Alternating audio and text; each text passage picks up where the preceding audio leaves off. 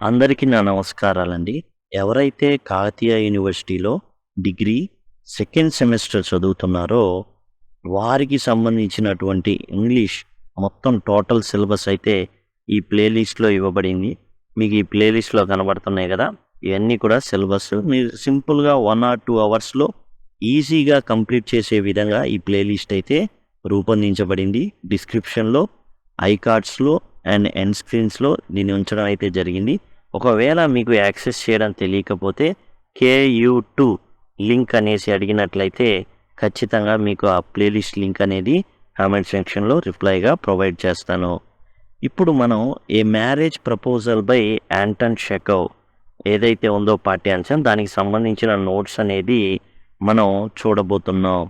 Marriage proposal జనరల్‌గా పెళ్ళిడికొచ్చిన వ్యక్తి లేదా అమ్మాయి తరపున వాళ్ళు ఏం చేస్తారంటే పెళ్ళికేమని అడగడం అనేది జరుగుతుంది. అదే మ్యారేజ్ ప్రపోజల్. యాంటన్ చెకోవ్ రాసినటువంటి ఈ మ్యారేజ్ ప్రపోజల్ ద్వారా మనకి ఏం చెప్తున్నారో చూద్దాం. ఇది వచ్చేసి వన్ యాక్ట్ ఫార్స్. అంటే వన్ యాక్ట్ అంటే ఒకే ఒక అంకం ఉంటుంది. వన్ యాక్ట్ అంటే ఏంటంటే సింపుల్‌గా ఒకే ప్లేస్‌లో ఒకే సెట్టింగ్‌లో జరిగిపోతుందనమాట. మాటికి తెర అనేది డ్రామాలో వేయాల్సిన అవసరం అయితే లేదు. A marriage proposal is a one act farce by Anton Chekhov. Farce అంటే కామిక్ ప్లే అనమాట. అంటే నవ్వు తెప్పించేటటువంటి ఒక నాటకం. It was written in 1888 and 1889 and first perform in 1890. ఇది వచ్చేసి 1888, 89 మధ్యలో రాయబడింది. మొట్టమొదటిసారి స్టేజ్ మీద దీన్ని నాటకంగా వేసింది 1890లో. అప్పట్లో సినిమాలు లేవు, డ్రామాస్ నాటకాలే కాబట్టి ఇది చాలా ప్రాచుర్యం పొందిందనమాట. It is a play of dialogue based action and situational humour. ఇది వచ్చేసి అంతా కూడా డైలాగుల్లో ఉంటుంది. కొట్టుకోవడం అనేది యాక్షన్ ఓరియంటెడ్ కాదు, కానీ జస్ట్ డైలాగ్ బేస్ యాక్షన్ అయితే ఉంటుంది. సిచ్యువేషనల్ హ్యూమర్, సిచ్యువేషన్ని బట్టి నవ్వు అనేది జనరేట్ అవుతుంది. అసలు ఏంటి కథ చూద్దాం. ఇక్కడ మనకు ముగ్గురు వ్యక్తులు ఉంటారు. లోమో వచ్చేసి హీరోగా మనం చెప్పుకోవచ్చు. చుబుకోవ్ హీరోయిన్ వాళ్ళ నాన్న, నటాలియా హీరోయిన్. లోమో నటాలియా మధ్యనే ఎక్కువగా మనకి ఈ నవ్వు అనేది మనకి ఎక్కువగా జనరేట్ అవుతుంది. అండ్ నటాలియా వచ్చేసి చుబుకో వాళ్ళ కూతురు అనమాట. ఈ మూడు మనం గుర్తుపెట్టుకోవాలి. చాచా చుబుకో అనుకుంటే మనకి ఈజీగా ఉంటుంది. అంటే పెద్ద ఆయన అని గుర్తుపెట్టుకోవడానికి చాచా చుబుకో. లోమో వచ్చేసి హీరో, నటాలియా వచ్చేసి హీరోయిన్ అనగా అనుకోండి. Lomo is a 34 years young man. ఇతను వచ్చేసి 35 ఏళ్ళు ఉంటాయి ఇతనికి. లోమోకి 35 ఏళ్ళు ఉంటాయండి. Is a neighbour of Chubukov. ఇతను ఏంటంటే చుబుకో ఎక్కడైతే ఉంటాడో చాచా చుబుకో, అతని ఎదురింట్లోనే లోమో అయితే ఉండడం జరుగుతుంది. Chubukov has a 25 year old daughter name Natalia. ఈ చుబుకోకి, చాచా చుబుకోకి 25 ఏళ్ల అమ్మాయి ఉంది. అమ్మాయి పేరు Natalia. Lomov has come to propose marriage to Chubukov's daughter. ఇక లోమో వచ్చేసి హీరో అనమాట. వచ్చేసి ఏంటంటే వాళ్ళ అమ్మాయిని పెళ్లి చేసుకుంటా అని చెప్పడానికి చుబుకో దగ్గర పర్మిషన్ కోసం వచ్చాడు. నేను మీ అమ్మాయిని పెళ్లి చేసుకుందాం అనుకుంటున్నాను, పర్మిషన్ అంటే అసలు ఆ అమ్మాయిని నేను అడుగుదాం అనుకుంటున్నాను, మీ పర్మిషన్ కావాలి అనేసి రామానుజన్ లాగా అనమాట అడుగుతున్నాడు తండ్రిని. Lomov has received joyful permission from her father to marry Natalia. అయితే లోమోకి పర్మిషన్ ఇచ్చేశాడు Chubukov. Lomov has received joyful permission. Chubukov ఏం చేశాడు, వెరీ గుడ్, నీకు అంత మంచి ఉద్దేశం ఉన్నందుకు నేను తెగ ఆనందిస్తున్నాను. కారణం ఏంటంటే ఇతను సామాన్యమైన వ్యక్తి కాదు. చాలా ఎస్టేట్లు ఉన్నాయి, చాలా భూములు అనేవి లోమో పేరు మీద ఉన్నాయి. అండ్ లోమో కుటుంబం చాలా రిచ్ కుటుంబం కాబట్టి చుబుకో పెద్దగా ఆలోచించలేదు, ఓకే చెప్పేశాడు to marry Natalia. Later she is invited in to the room and he tries to convey to her the proposal. తర్వాత ఇదంతా ఓకే అయిన తర్వాత చుబుకో ఏంటంటే చాలా ఆనందించేశాడు. ముందేమనుకున్నాడంటే, ఒరే నాయన ఈడేంద్ర డబ్బులు అప్పు అడగడానికి వచ్చాడా ఏంది, అస్సలు ఈ కూడా దీడికి మరీ ఇంతలాగా నేను ఒకటే అడుగుదాం అనుకుంటున్నాను, మీరేం అనుకోరు కదా, ఇలాంటివన్నీ చెప్తూ ఉంటాడనమాట. దీంతో డౌట్ వచ్చేసిద్ది లోపల. అమ్మో! ఈ డబ్బులు ఏమైనా అడుగుతాడేమో కోట్లలో. సంథింగ్ ఎందుకు మనకి వచ్చిన గొడవ వద్దులే అన్నాడు. కానీ ఎప్పుడైతే మీ అమ్మాయిని నేను పెళ్లి చేసుకుందాం అనుకుంటున్నాను అని అంటాడో ఎగిరి గంతేస్తాడు. సరే అని చెప్పేసి వాళ్ళ అమ్మాయిని పిలిపిస్తాడనమాట. లొమో ఈజ్ ఏ హైపోకాండ్రియాక్. హైపోకాండ్రియాక్ అంటే ఏ జబ్బు లేకపోయినా సరే జబ్బు ఉందని భ్రమపడేటటువంటి ఒక బ్రహ్మ పదార్థం ఇతను. అంటే ఎప్పుడు కూడా ఏదో ఒకటి జరిగిపోతుంది నాకు, గుండె దడదడ కొట్టుకుంటుంది, కాలు లాగుతుంది, ఈ కాలు లాగుతుంది, ఈ చెయ్యి లాగుతుంది అనేసి భ్రమపడిపోయేటటువంటి వ్యక్తి అనమాట. He inadvertently gets into an argument with Natalia about oxen meadows.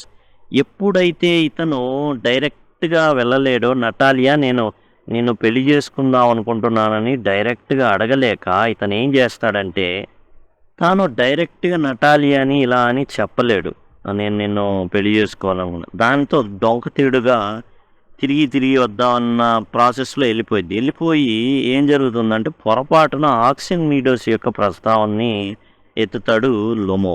It is a disputed land between them. యాక్చువల్గా ఈ లొమోవ్స్కి చుబుకోవ్స్కి మధ్య ఉన్న వివాదాస్పద ప్రాంతం అన్నమాట ఇది. This results in him having palpitations and numbness in his leg. ఎప్పుడైతే ఆక్సెన్ మీడోస్ మాది అని చెప్తాడో లొమో, నటాలియాకి సర్రన గాలుతుంది. ఆక్సెన్ మీడోస్ మాది మీది కాదు, మాది, ఓకే అని చెప్తుంది. ఇక నాది ఇది ఈ రకంగా జరుగుతుందన్నమాట వాదన. దాంతో ఒక్కసారిగా లొమో ఏం చేస్తాడు, అమ్మో నా గుండె దడ పెరిగిపోతుంది, అమ్మో కాలు లాగేస్తుంది, అమ్మో కాలు పని చేయకుండా పోయింది, నమ్నెస్ ఇన్ ఈజ్ లెగ్ అంటే కాలు నిద్రపోతుంది, అది అయ్యో కదలట్లేదు. After her father notice they are arguing he joins in. ఇక వీళ్ళిద్దరూ కోట్లాట స్టార్ట్ అయింది. మాది అనుకుని ఇద్దరు అనుకుంటా ఉంటున్నారు.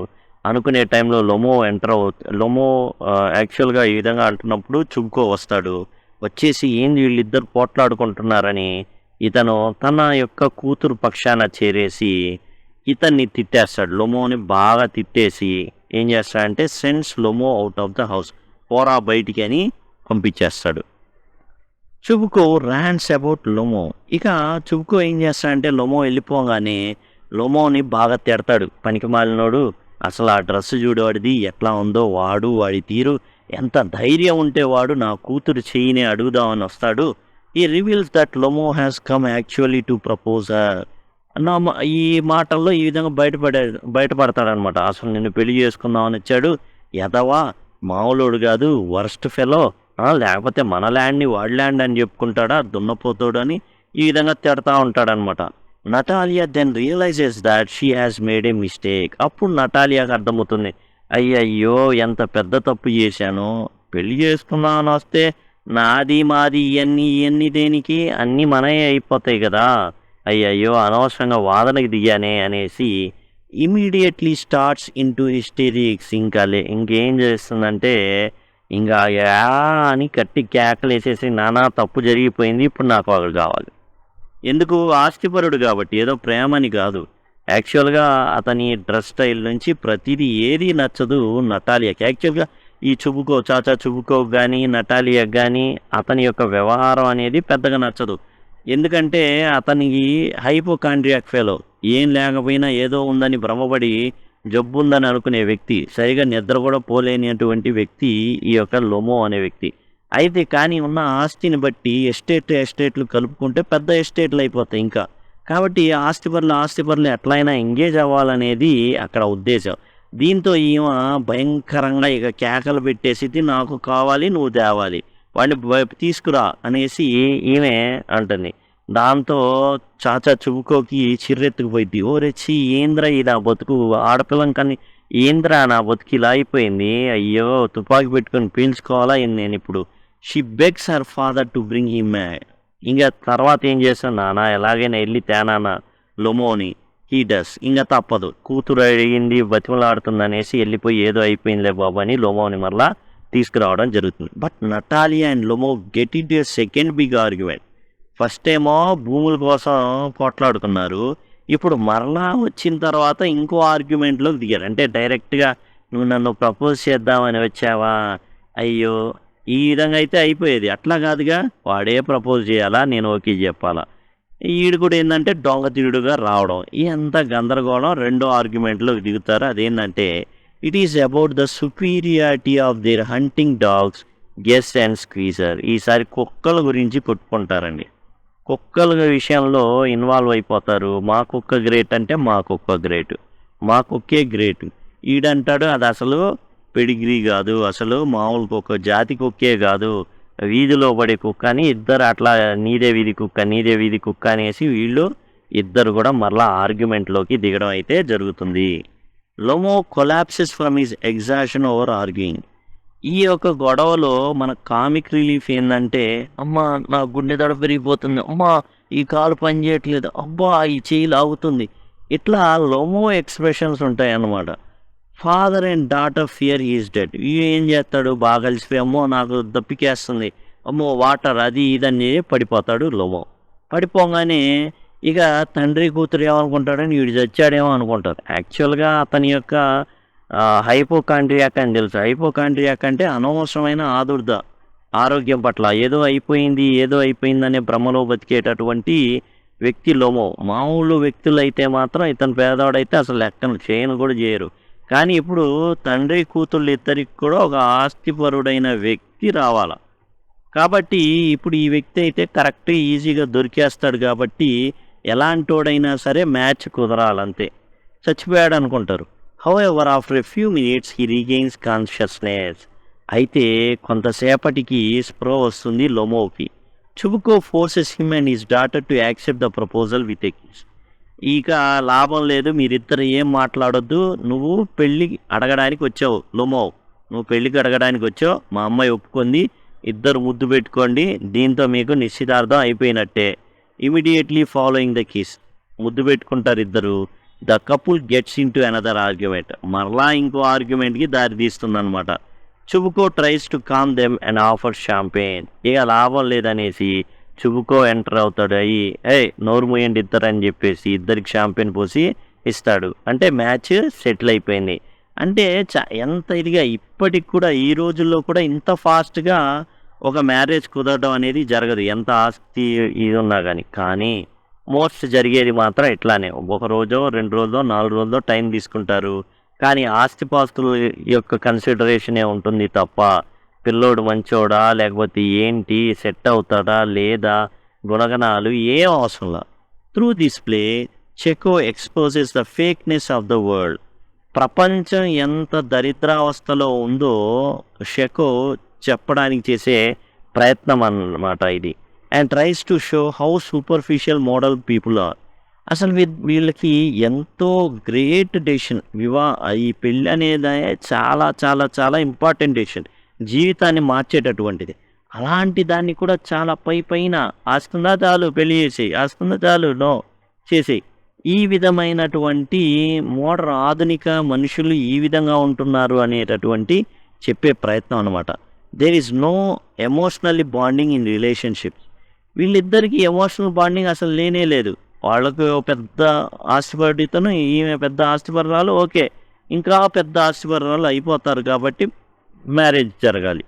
But they connect with wealth and money. వాళ్ళు కనెక్ట్ అయ్యేది ఏంటంటే సంపదని బట్టి అండ్ డబ్బుని బట్టి, వీటిని బట్టే తప్ప ప్రేమలు ఏమీ అవసరం అనేది లేదు. ఇందులో ఏంటంటే యాంటన్ చెకోవ్ చూపించడం జరిగింది ప్రపంచం అనేది ఏ విధంగా జరుగుతుందని. ఎప్పట్లో 1880స్లోనే 1900 దశకంలోని ఏం జరుగుతుంది అనేసి యాంటన్ చెకోవ్ అయితే చెప్పడం జరిగింది.